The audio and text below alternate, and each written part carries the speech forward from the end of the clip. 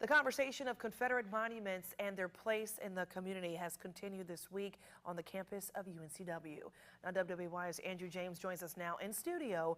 So, Andrew, tell us who all attended this event tonight. I understand there were a few special guests.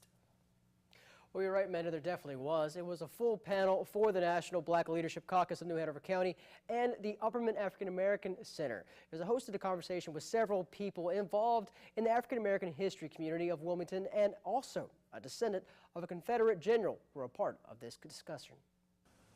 The debate of keeping or removing Confederate monuments or memorials has calmed down around the Cape Fear. We're here for the long haul. We're here regardless of the people who think that they can wait us out, because equality is important.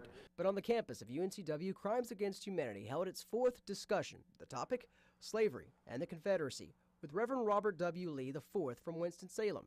He's a guest speaker. He's also received national recognition as a descendant of Confederate General Robert E. Lee and promoting a stance of removing Confederate monuments. These monuments should come down.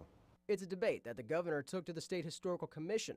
In late September, he asked the commission to allow the removal of 3 monuments to a battlefield near Raleigh.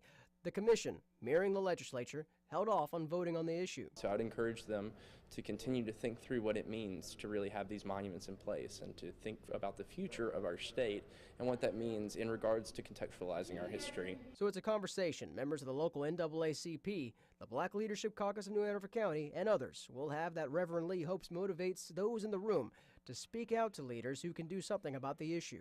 I've had conversations with some of our legislators, and some of them seem to be willing to have that conversation, and some of them don't, and it seems to be the people in power right now that don't want to have those conversations. The Reverend has since resigned from his North Carolina church and did not want to go into the resignation. Now, the Historical Commission postponed a vote on removing those monuments to April. Amanda?